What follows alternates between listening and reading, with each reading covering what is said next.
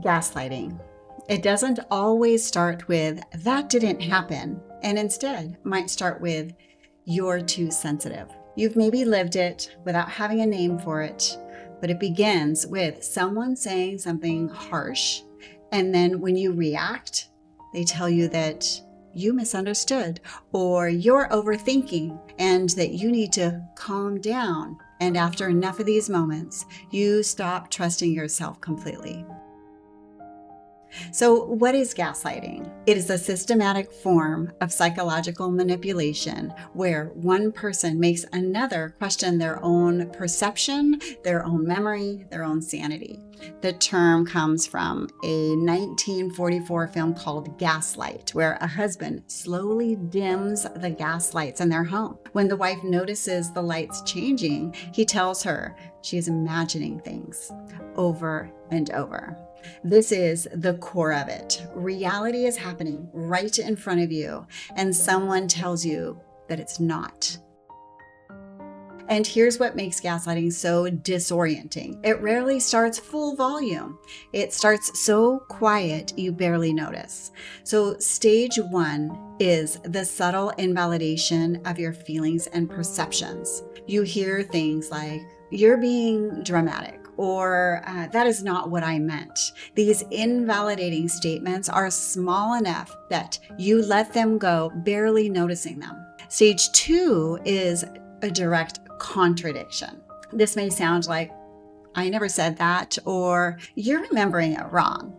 Now you are not just wrong about your feelings or perceptions, you are wrong about what happened.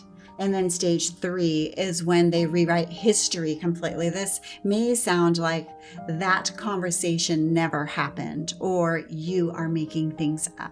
And by this point, it's already shifted inside of you. You have been told your feelings and perceptions are unreliable so many times that you start doing their work for them. Now you have the thoughts like, maybe I'm too sensitive, or maybe I did imagine it.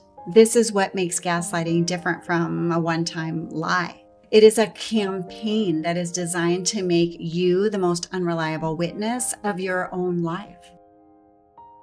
And let's look at what this does to your nervous system. Gaslighting is a direct assault on your nervous system. Imagine your body, its alarm is going off because it senses danger. But someone you trust keeps telling you, no, this air is perfectly clear. Then they constantly insist that your thoughts and your perceptions are wrong. Your brain stops trusting itself. You end up trapped in this state of perpetual survival mode, second guessing your own sanity.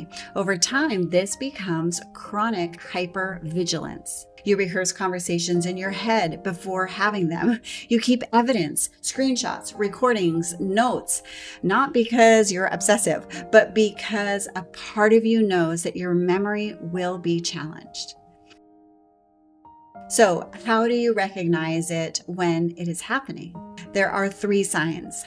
One, you feel confused after almost every interaction, but you can't pinpoint what they did wrong. The confusion itself is the evidence. Two, you find yourself apologizing for things that you aren't sure you actually did. You just apologize to either keep the peace, to end the argument, or to make the tension stop. And three, you have started keeping receipts or screenshots of text, notes on your phone, voice memos, not because you're losing your mind, but to prove to yourself that you are not. If you are experiencing all three of these things, you aren't crazy, you aren't forgetful, and you aren't the problem. You are likely experiencing gaslighting.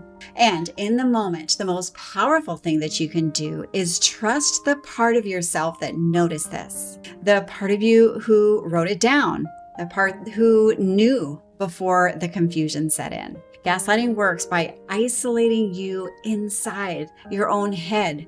The way out is to anchor yourself to something outside. That includes notes, your body, or one person who believes in you. Even if you cannot confront it yet, you can hold on to what you know. Gaslighting is not a misunderstanding. It's not a communication problem. It is a deliberate strategy to make you so uncertain of yourself that you stop fighting back. Naming it out loud, even just to yourself, is the first step back to trusting your own mind. Has anyone ever made you doubt what you knew was true? Share your experience in the comments. Naming it out loud, even here, is how we start to take it apart. I want to thank you so much for joining me. And remember, being human is messy and it's beautiful, and it's worth showing up for exactly as you are. I am so glad you're here.